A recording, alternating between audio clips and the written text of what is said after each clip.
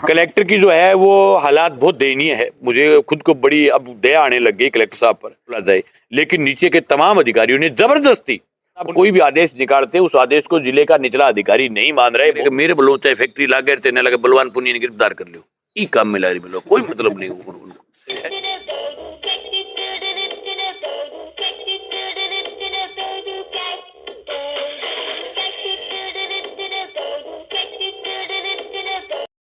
जिला कलेक्टर कार्यालय में जो पूरे जिले के अंदर सरसों की चने की जो फसल बर्बाद हुई है, इसको लेकर के बकाया फसल बीमा क्लेम को लेकर के मंडी के अंदर जो है वो किसानों की फसल के उठाव को लेकर के कई गांवों के अंदर नरेगा शुरू करने की मांग को लेकर के नहरों में पूरी पानी के सवाल को लेकर के कलेक्टर मुद्दे के साथ बातचीत हुई है। बातचीत सकारात्मक हुई है, लेकिन ये बात सही है कि अभी भी किसानों को फसल बीमा क्लेम के सवाल के ऊपर और पूरे जिले के अंदर जो मनरेगा का जो मजदूर है जो अभी भी इस समय जो है वो घरों में बैठा हुआ है, उसके खिलाफ इस लड़ाई को जारी रखने की जरूरत है। अभी भी इथेनॉल फैक्ट्री के सवाल के ऊपर जो लड़ाई अभी जो हमारी जो लगातार चल रही है, उसके सवाल पर भी अभी तक कोई ठोस कदम जो है वो प्रशासन की तरफ से नहीं उठाए गए हैं। लड़ाई जो है वो लगातार जारी रहेगी। अभी आने वाली 2 फरवरी को पल्लू के अंदर बड़ा जो है वो किसानों की महापंचायत रखी गई है और उसके बाद में 15 फरवरी को इन तमाम समस्याओं को लेकर के नौर में जो है वो महापंचायत, और उसके बाद फिर दोबारा से पूरे जिले के अंदर अलग अलग तहसीलों में महापंचायत करते हुए नहरों में पूरे पानी के सवाल को लेकर के, बकाया फसल बीमा क्लेम के सवाल को लेकर के और जो किसानों की जो फसल बर्बाद हुई है उसकी विशेष गिरदावरी की मांग को लेकर के कलेक्टर के गेट के आगे आकर के अनिश्चितकालीन पड़ाव पर बैठेंगे। और जब पड़ाव पर बैठेंगे तभी जिले का प्रशासन सुनेगा, नहीं तो इस जिले की हालात ये कि इस जिले का कोई तो राजनीतिक रूप से जो राज के लोग हैं वो कोई धनी दोरी नहीं है, न कोई प्रशासनिक धनी दोरी है। जिला जो है वो राम भरोसे चल रहा है। यहाँ जब लोग बोलते हैं लड़ते हैं तो कोई सुन लेते हैं, अगर लोग नहीं बोलते हैं तो जिला जो है वो मदमस्त है।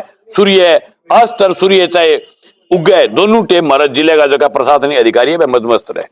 अभी हमारी बात हुई उसके अंदर ये तय हुआ है कि जो बकाया फसल बीमा क्लेम है उसको हमें अगली जो है वो 7 दिनों के अंदर अंदर किसानों के खातों में डाला जाएगा। विशेष गिरदावरी के सवाल पर उन्होंने कहा है कि हमारी गिरदावरी अभी चल रही है और हम पटवारियों को कहेंगे कि जिन गांव में फसल खराब हुई है वहां आप विशेष गिरदावरी करें।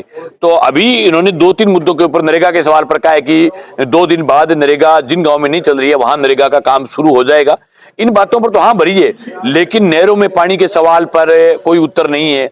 जो फसल बीमा क्लेम के अंदर जो टेक्निकल लागू किया गया है, जो टेक्निकल जो 1 बीघे का 6000 क्लेम आना था जहां 2000 किया है, उसका कोई भी उत्तर माननीय कलेक्टर साहब के पास नहीं है। इन मुद्दों पर जो है वो नई और एक मतलब जोरदार लड़ाई की हनुमानगढ़ जिले के किसान को जरूरत है, जिसको हम लड़ेंगे। वो जो मुद्दा था वो रिजेक्ट पॉलिसियों का सवाल था, उस पर इन्होंने जरूर कुछ प्रयास किया है, इसमें कोई दो राय नहीं।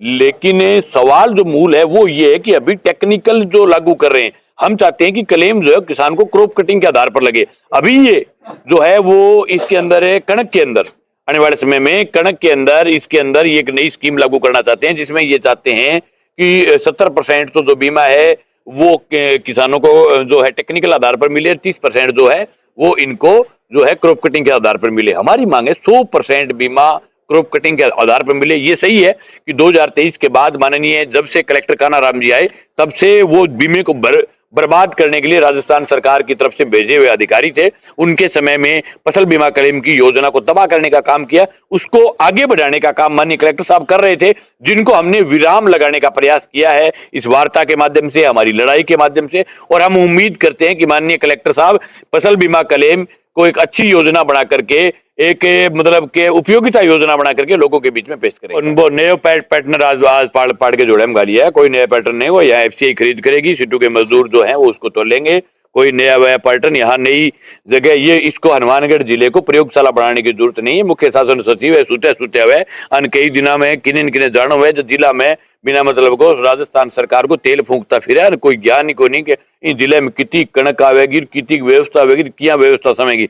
जब भी दूसरी कंपनियों को इन्होंने देने का प्रयास किया तब किसानों का पेमेंट लेट हुआ है। इसलिए पिछली बार तलवाड़ों में हुआ, फिर किसानों ने गेट बंद कर दिया, किस प्रकार का विवाद हुआ, उसके बाद फिर जो है वो प्रशासन की दखलंदाजी के बाद एफसीआई को खरीदना पड़ा। इसलिए जो मुख्य शासन सचिव और जो भी अधिकारी आए थे उनको इस जिले की तहसील के बारे में पता नहीं है, यहाँ क्या व्यवस्था है, जैसे पहले चलती थी व्यवस्थाएं वैसे ही चलेगी। कलेक्टर की जो है वो हालात बहुत दयनीय है, मुझे खुद को बड़ी अब दया आने लग गई कलेक्टर साहब पर। अब इन्होंने आदेश जारी किया था कि क्रॉप कटिंग के अंदर काले मूंगों के जो दानों को नहीं तोला जाए, लेकिन नीचे के तमाम अधिकारियों ने जबरदस्ती उन दानों को तोलने का प्रयास किया। इससे लगता है कि माननीय कलेक्टर साहब कोई भी आदेश निकालते उस आदेश को जिले का निचला अधिकारी नहीं मान रहे, बहुत शर्मनाक बात है।